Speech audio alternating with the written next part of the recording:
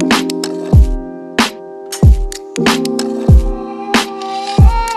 new year, we sit and think about what's in and what's out, what we're bringing from the year prior, and what we have to look forward to in the upcoming year. And we do this in all areas of our life, but I think one place that we really tend to focus on what's in and what's out is with fashion, but sometimes it can be a bit overwhelming. I feel like the trend cycle has moved so fast the last few years with the proliferation of TikTok and other social media platforms that sometimes before a trend can even get its wings, it's already like dying out. And so if you are like me and you're overwhelmed and you're like, I just don't even know what's what and where we're going and like what trends I need to be looking towards, don't worry. I have cut through the noise to make it easier for you. I want to share with you guys some trends that will be popping up this year.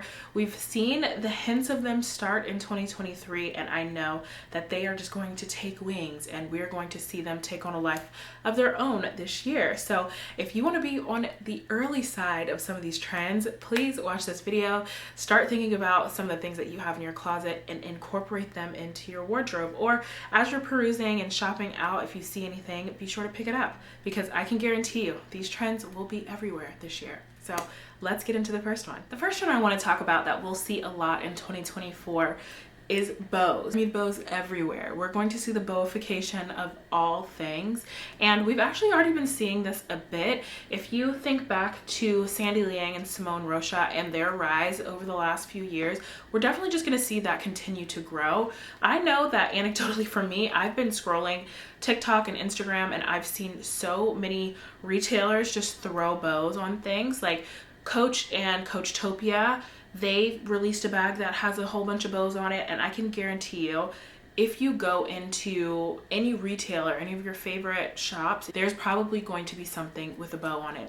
And we're just going to have like this bow explosion. People are going to be having bows in their hair, bows on their bags, bows on their bodies, like bows on their shoes. I'm excited for it because I think of this as like a fun, nostalgic nod to being a little girl. So the sense of innocence and the sense of femininity is coming back in a very playful way. And I think that we're gonna see this across genders. We have been seeing a lot of genderless dressing, and that definitely is not going anywhere. So this bowification of everything is also going to happen for men, maybe not as keenly as it will for women's wear. I think we're gonna see a lot more like florets and flowers, maybe nice like dainty embroidered pieces, things that are like cross-stitched, things that feel very nostalgic to just being a child and the things that we would wear as a child. So many ways for you to participate in this trend, and I definitely think that this one is probably going to be one of the bigger trends that we see this year. We've already seen it and it's going to continue to just explode. Next is a trend that we have seen and has been around for a while,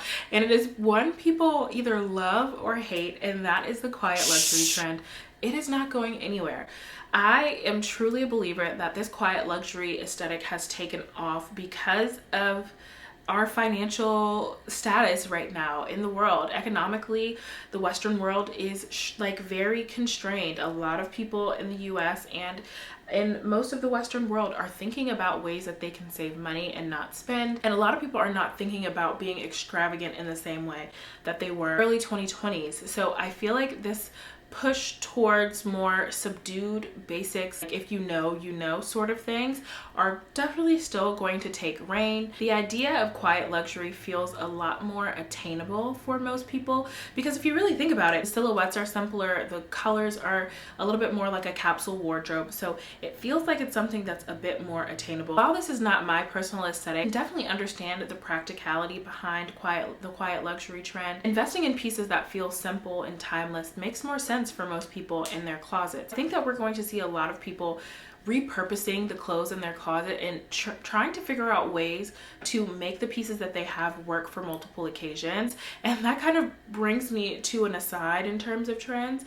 We're going to see, I think, this like more corporate, preppy, librarian vibe kind of pick up. I used to joke about the early 2010s about how everybody was in business casual to go to the club. If you look at the economic environment of early 2010s, it was still a little stifled. Though we haven't had a huge crash in our market in the 2020s, it feels like we're still on like shaky ground. I think that people are going to be leaning into more business casual for all occasions. You're going to be seeing girls wearing midi skirts and knee highs and wearing the long librarian glasses. People are going to be trying to be creative on how they're using their clothes and how they can repurpose it and get more for their money. If the color of 2023 was red, I'd like to think that the color of 2024 is going to be pale blue. Even Pinterest predicted that there's just going to be like this blue beauty sort of explosion.